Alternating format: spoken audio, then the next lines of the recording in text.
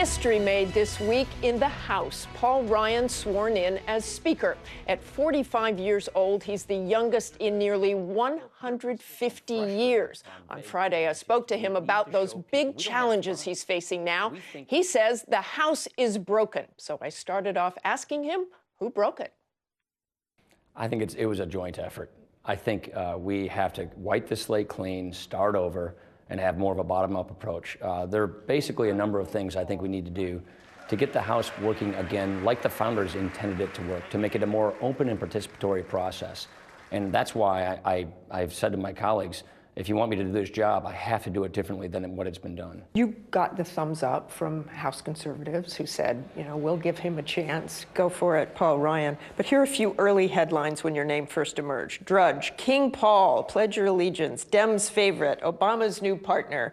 Conservative Review said Paul Ryan is the absolute worst choice for Speaker. And Breitbart said conservatives rally against mafioso-style Paul Ryan speakership demands. So how do you keep Republicans unified with that kind of opposition? I've been through so much over so many years. I have very thick skin. We have been too timid for too long around here. We've been bold on tactics, but not on policy, not on an agenda. We have to show people what our alternatives are, and that is the kind of leadership that I think people are hungering for here. And John Boehner didn't do that? No, our party hasn't done that. It's not just John Boehner's fault. Our party has not been a successful proposition party. We cannot run on vague platitudes. And that's why I believe we as Republicans must offer people of this nation a better way forward and a very specific and bold agenda. And that is what our members are going to unify around. The National Review reported this week that you made a promise to the House Freedom Caucus that you will not bring immigration reform legislation to the House floor while President Obama is in office. Yeah, I think he's proven untrustworthy on this issue. He tried to go around Congress with an executive order to rewrite laws unilaterally. Presidents don't write laws. Congress writes laws. So yes, I do not believe we should and we won't bring immigration legislation with a president we cannot trust on this issue. If we believe and have consensus on things like border enforcement and interior security, then that's fine. I want to move to 2016. I think the last time you and I talked was on a stage in Kentucky, and you were on the campaign trail, and you were in the middle of a debate. What do you think of the debate the other night?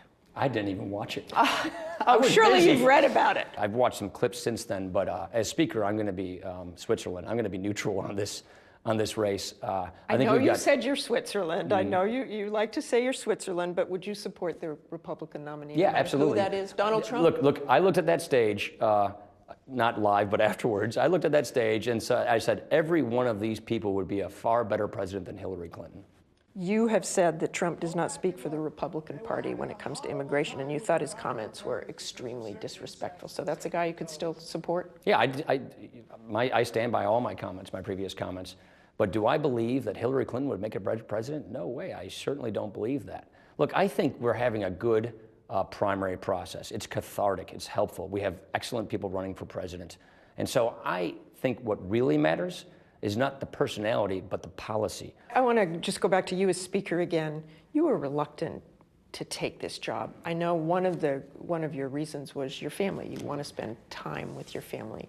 Was that the principal reason, or was that one of the reasons? It was one of the reasons. Look, Jan and I have a 10, 12, and 13-year-old at home. And I live in Janesville, Wisconsin. I don't live in Washington, D.C. I never really wanted to live here. I just work here. And so it was really important to me to stay grounded, to stay living with the people I represent in Wisconsin, and to be a good husband and a good dad. But I was reluctant for other reasons. I never wanted to be in leadership because I really like doing policy. I really like coming up with solutions. And what I learned as I looked at this job and looked at the disunity we had is this job can't be done like it was done. If I pick up where John Boehner left off, then I think we won't be successful. And that's not a discredit to John Boehner. That's just a discredit to the way the job's been done. And so I think this job has to be done differently. And that's why I say it's a new day. We're starting over. We have a clean slate, and we're going to go on offense. Our thanks to Speaker Ryan.